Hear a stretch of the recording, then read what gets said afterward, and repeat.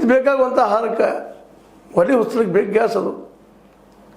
ಅದ್ರ ಜೊತೆಗೆ ನಮ್ಮ ಆಡಳಿತಾರೂಢ ಪಕ್ಷದ ಈ ಒಂದು ಪೆಟ್ರೋಲ್ ಮಿನಿಸ್ಟರ್ ಇದ್ದಂಥ ಸುರೇಶ್ ಗೋಪಿ ಅವರು ಹೇಳ್ತಾರೆ, ಜಗತ್ತಿನ ಇತರ ದೇಶಗಳಲ್ಲಿ ಎಷ್ಟು ಬರೀ ಏರಿಕೆ ಆಗಿದೆ ಎಂಬುದನ್ನು ಒಮ್ಮೆ ಪರಿಶೀಲಿಸಿ ನೋಡಿ, ನಾವು ಇಷ್ಟರ ಮಟ್ಟಿಗೆ ಮಾತ್ರ ತಡೆಯಬಹುದು.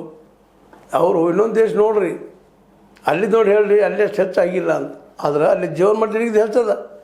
ಅಮೇರಿಕಾದಲ್ಲೇ ಯುರೋಪ್ದಲ್ಲೇ ಮತ್ತೊಂದು ದೇಶಗಳಲ್ಲೇ ನಮಗಿಂದು ಒಳ್ಳೆಯ ಜೀವನ ಮಟ್ಟದವ್ರಿಗೆ ಅವ್ರಿಗೇನು ಅನಿಸೋದಿಲ್ಲ. ನಾವಲ್ಲಿ ಬಡವ್ರಿ, ಒದ್ದಾಟ ಮಧ್ಯಮ ವರ್ಗದವ್ರ ದಿನನಿತ್ಯ ಹೋರಾಟ ಮಾಡಬೇಕಾಗಿದೆ.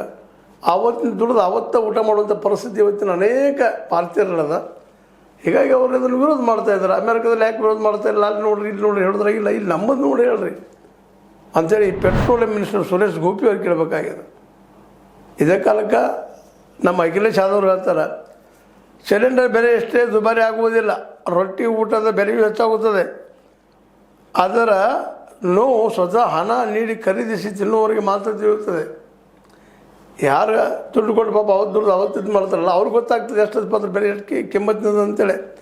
ಬೇರೆಯವರ ಮನೆಯಲ್ಲಿ ತಿನ್ನುವವರಿಗಲ್ಲ, ಅಥವಾ ಬೇರೆಯವ್ರ ತಟ್ಟೆಯಿಂದ ಕಸಿ ತಿನ್ನೋರಿಗೆಲ್ಲ, ಬೇರೆಯವ್ರ ತಟ್ಟೆಯಿಂದ ಕಸ್ಕೊಂಡು ತಿನ್ನೋರಿಗೆಲ್ಲ, ಬೇರೆಯವ್ರ ಮನೆ ಊಟ ಮಾಡೋರಿಗೆಲ್ಲ. ಇದು ತಮ್ಮ ದುಡ್ಡು ತಾವು ತಿನ್ನುವಂಥ ಏನು ಮನೆಗಳದಾವ ಅವ್ರಿಗೆ ತೊಂದರೆ ಆಗ್ಲಿಕ್ಕಂತಂದ್ರೆ ಇದು ಬದುಕು ಕಷ್ಟ ಆಗ್ಲಿಕ್ಕಂತ ಅಂತೇಳಿ ನಮ್ಮ ಅಖಿಲೇಶ್ ಯಾದವ್ ಹೇಳ್ತಾ ಇದ್ದಾರೆ.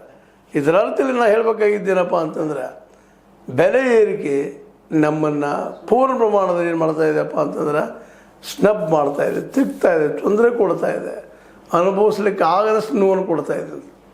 ಕಳೆದ ಹಲವಾರು ವರ್ಷ, ಅದರಲ್ಲೂ ಈ ಕಳೆದ 13 ವರ್ಷ 12 ವರ್ಷಗಳಲ್ಲಿ ಬೆಲೆ ಏರಿಕೆ ಅಂತ ನಿರಂತರ ಇದ್ದೇ ಅದ.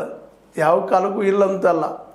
ಏನೋ ಚುನಾವಣೆ ಬಂದಿರ್ತದೆ, ಒಂದು 4 ದಿವಸ ಸರಿ ಹಿಡಿತಾರೆ. ಚುನಾವಣೆ ಮುಗಿದ ತಕ್ಷಣ ನೋಡ್ರಿ ಪಂಚ ರಾಜ್ಯಗಳದ್ದು ಚುನಾವಣೆ ಜೋರಿತ್ತು.